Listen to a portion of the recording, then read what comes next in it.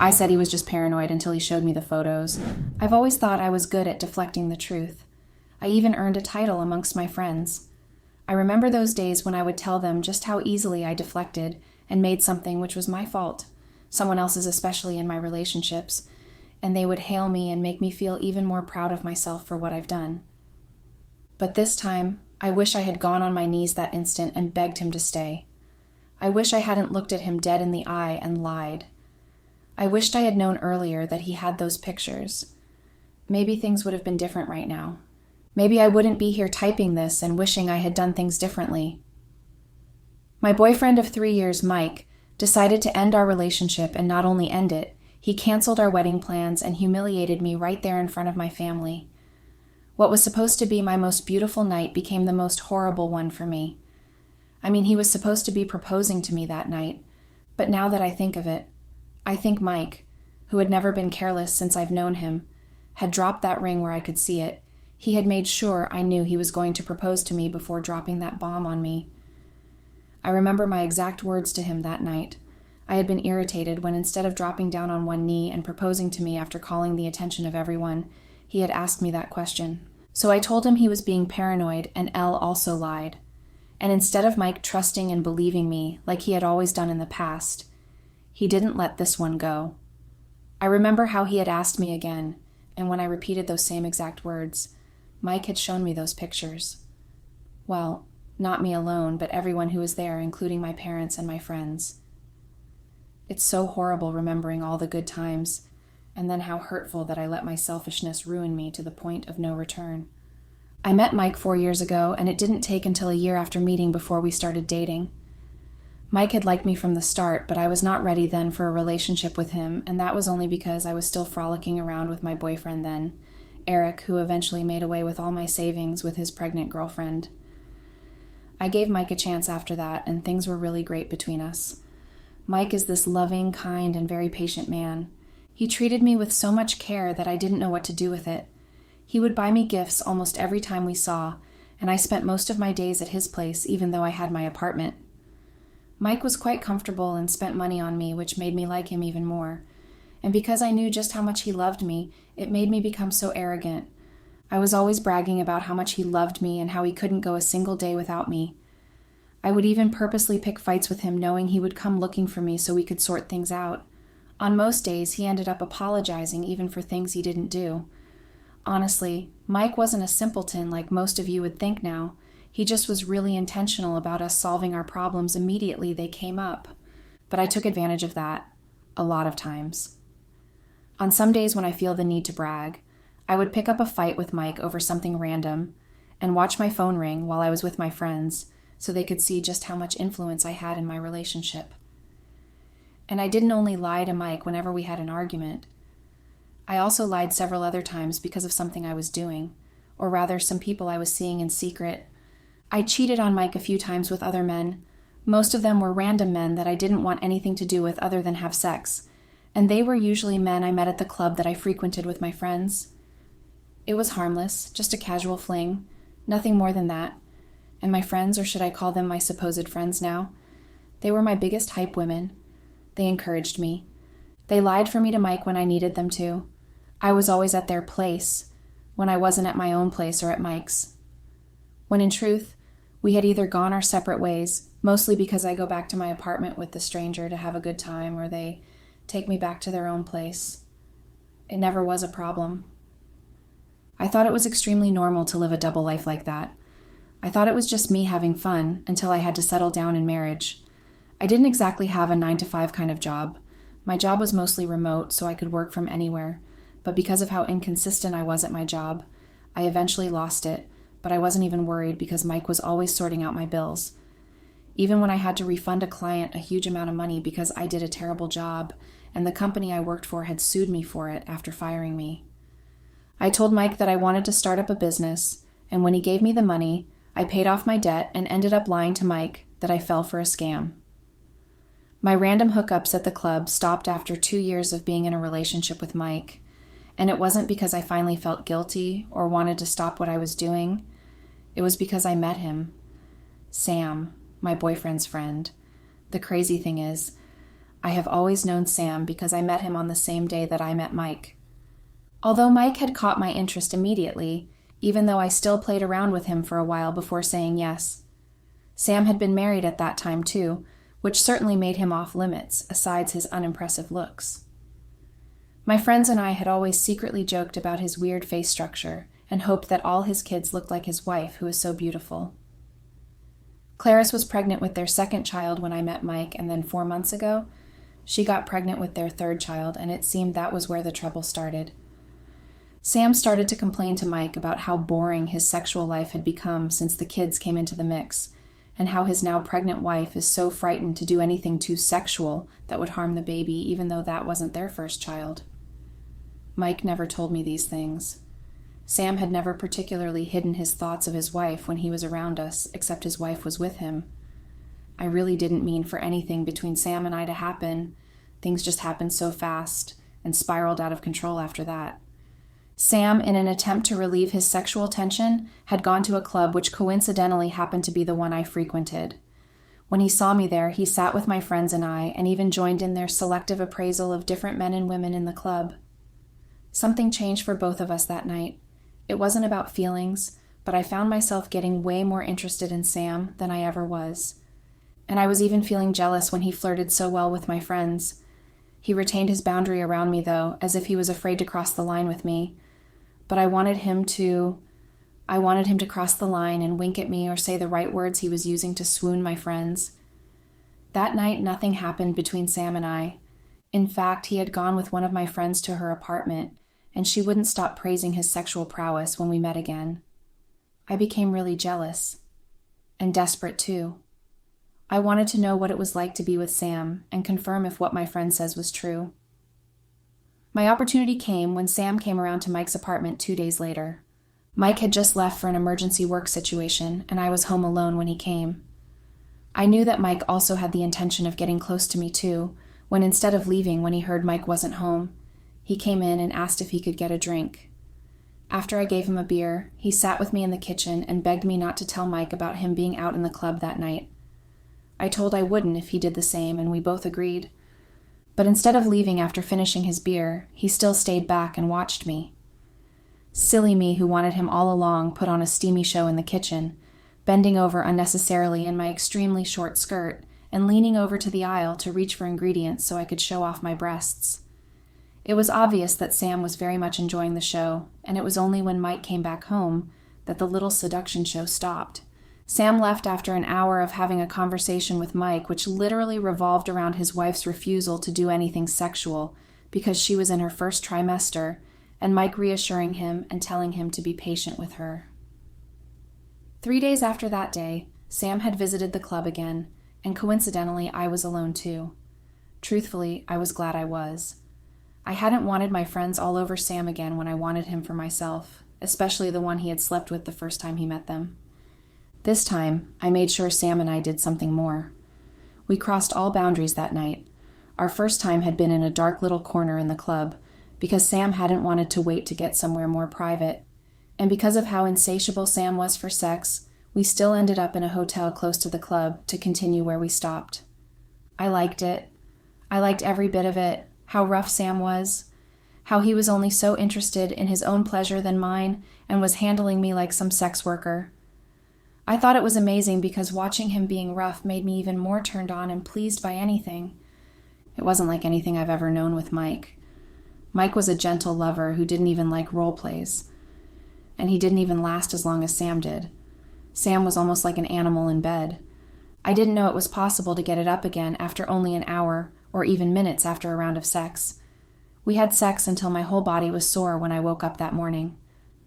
For someone who had had sex with different people since I lost my virginity, I was limping after my first time with Sam, and I found it oddly satisfying. I didn't want it to stop, although when I woke up that morning with Sam still snoring loudly beside me and I reached for my phone, I felt a little bit guilty. Mike had called me severally that night and once that morning. He was worried about me because I had promised to go to his place that night, but I had instead made a detour to the club and ended up in another man's bed. I felt guilty that while he was worried about me, I was busy slamming his friend, but the feeling didn't last long. I buried it and excused my action as just having fun. And besides, what Mike didn't know couldn't hurt him, so I just buried the feeling and left the hotel that morning to my place. It was only after I had a bath and changed my clothes, which reeked of alcohol and sex, that I called Mike back and lied again about sleeping off after taking some sleeping pills. When Mike told me he had driven to my house and found it locked, I told him I was at my friend's place. And when Mike was starting to ask more questions, I quickly started accusing him of watching me too much and also doubting me. Mike said nothing and just ended the call that morning. I didn't mind. I knew Mike didn't like us fighting and would probably come to my place that evening so we could sort things, but when he didn't show up, I went to his place and apologized. It wasn't really because of the accusations I threw at him that I was sorry for. It was because I cheated on him, and this time with his friend. I honestly thought a one-time thing with Sam would be enough. He was good sexually, but I didn't want to jeopardize what I had with Mike, especially since he kept talking about marriage. But staying away from Sam was harder than it had played out in my head. I thought he would have some level of guilt, and perhaps not show up at Mike's place for a while, or even just show up when he knew I wasn't around, but the opposite was the case. Sam came around almost every time I was there, and it became difficult to avoid him, as I had planned to, because Mike kept inviting me to join their conversation and trying to keep my expression neutral around him, like I had always done with the knowledge of how much of his male anatomy I have in my brain was a struggle. Eventually, I stole Sam's number off Mike's phone and texted him. I wanted us to meet up, but because we couldn't exactly be seen in public to avoid suspicion, I had to meet up with him in a hotel, the same one we had spent a night together, only in a different room this time. That was my second mistake, one that I regret so deeply right now. When Sam came, he wasn't ready to hear me out as he kissed me and kept removing my clothes while telling him how hard it had been for him not to bend me over the chair in Mike's apartment and have sex with me. He was telling me of how his pregnant wife was depriving him of sex and frustrating him all week, and how seeing me trying to avoid him made things even harder for him. I couldn't say anything. Not because I couldn't exactly. Not because I couldn't push him off him and stop his hands from reaching underneath my clothes. It was because I was enjoying what he was doing to me far too much to make him stop. And I liked it very much to hear how much I seduced him without even trying by just being with another man. And after so many hours of trying different ways to pleasure each other, I finally stood up and went back to my place. That day, that afternoon, marked the beginning of our affair. All of a sudden, I just couldn't do without having sex with Sam. It was like a switch went off and refused to turn on again. Anytime we got to sneak away, we did so. After a whole month of being together, we even got bolder and started sleeping around in Mike's apartment whenever he wasn't home. It was almost like we couldn't help ourselves, and that really did put us in much trouble, especially me, because I've lost so much, and it's painful that I can never get it back. Honestly, I thought I played all my cards right and that I was so smooth with hiding everything, even though Sam made it hard to, with erection, which feels like it almost never went away when he was around. I was still able to manage everything. I lied perfectly to Mike. I thought I was good at covering all of my tracks, but I guess a lie never stays a lie forever. Because Mike found out about our affair, and he had exposed it in the worst possible way. I should have suspected that Mike was suspecting me, but I became too confident that I wouldn't get caught. Perhaps he started to suspect when he noticed that Sam was always around, especially when I was there too. Or perhaps it was from the casual glance we threw at each other while Mike was there. I really cannot guess exactly what it was I did that made Mike catch on, and to the extent of even obtaining that picture. I eventually told my friends that I was sleeping with Sam, and I even bragged about how easy it was for me to keep Mike in the dark. They were shocked and were their usual selves, hailing me and asking me how I managed to have two men under the same loop. I knew one of my friends, the one that had slept with Sam, was jealous, but she said nothing and even tried to pretend that she wasn't. We had always been in a kind of toxic relationship, despite being friends for longer than with the others. We were always competing for the best things, and I had told them about Sam just to spite her. Maybe she was the one who hinted or had told Mike about Sam and I just to destroy my happiness. She had probably told him everything and sent him proof of it. Or maybe not. I don't know. I guess I will never find out how Mike found out about it because none of them are speaking to me at the moment, Everyone has left me, including my parents and especially Mike.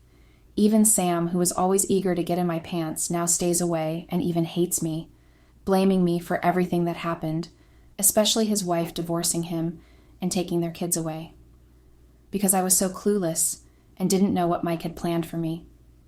When I saw that wedding ring hanging in between his clothes in his room, I was quite excited. I knew it was time. Our anniversary was coming up, and Mike had told me he wanted us to celebrate in grand style. He said he was going to take me out to dinner and even gave me money to buy a new dress and shoes.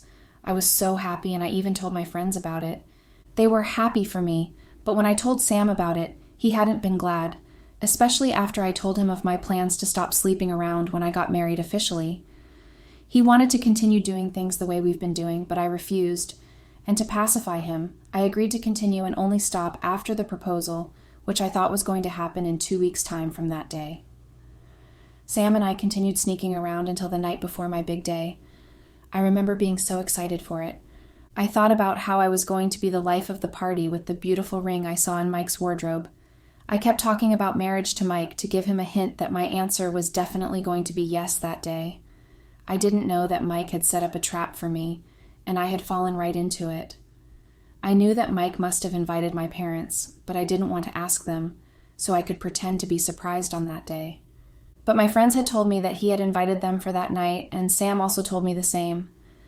I was very excited and I couldn't wait. I even got my nails done a day before that day, so I took a picture of my beautiful hand complimented by the ring. Mike did nothing to make me suspect what he was about to do. Although thinking back, I realized that he stopped sleeping in the same room as I did whenever I was at his place. He felt so withdrawn and I just ignored it. I thought it was work taking up most of his time, especially because he spent most time away in the room he converted to be his mini office. But that day came, and instead of happiness, I had received sadness, agony, and pain. I remember stepping into Mike's apartment and seeing everybody, and I pretending to be pleasantly surprised. And then the night started with everyone just relating and having fun. And then Mike had called for everyone's attention and stretched his hands towards me. I took it and stood beside him, expecting him to go on his knees and say beautiful words he might have rehearsed. But instead of doing all that, Mike had asked me if I had ever cheated on him, or was doing so presently, and instead of being shocked by the question and answering wisely, or perhaps begging for forgiveness, I had been irritated. It wasn't what I was expecting, especially with everyone there listening in on our conversation, so I told him that I wasn't, and that he was being paranoid if he thought I was. I remember the crooked smile on Mike's face, and I thought that his phase was over and he was getting to the interesting part, but instead Mike had shown me a picture on his phone. It was one of Sam and I, completely naked and having sex in my apartment. I was so shocked, and I dropped his phone, and instead of picking it up, he just smiled and stared at me. It was only then I realized that Mike didn't love me anymore. His eyes were filled with disgust and hatred for me. I didn't even know that someone else had picked up Mike's phone and had decided to pass the phone around for everyone else to see. It was only when I heard gasps across the room that I realized. But that was the least of my problems. It was only right there staring at Mike's cold eyes with my pleading ones that I realized that I didn't want to lose Mike, and that losing him would be the most painful thing. So out of desperation, I went on my knees to beg for forgiveness. I lied again right there, telling him it was only that once and that Sam had forced me. I swore that he would be blackmailed into keeping quiet about it. I promised Mike that it would never happen again. But instead of believing me, Mike only laughed bitterly and shook his head. He told me he knew I was lying and that he wasn't buying it this time. He told me that we were over and that he never wanted to see me ever again, and when he was done saying that, he faced everyone and told them that the party time was over and they could all leave. It was only after Mike walked out that I realized that Sam's wife had slapped him hard across the face and was also leaving with Sam racing behind her and begging her to hear him out. Although he looked back at me with a disgusted look before leaving. It's been 2 whole weeks since then, and it's just been terrible.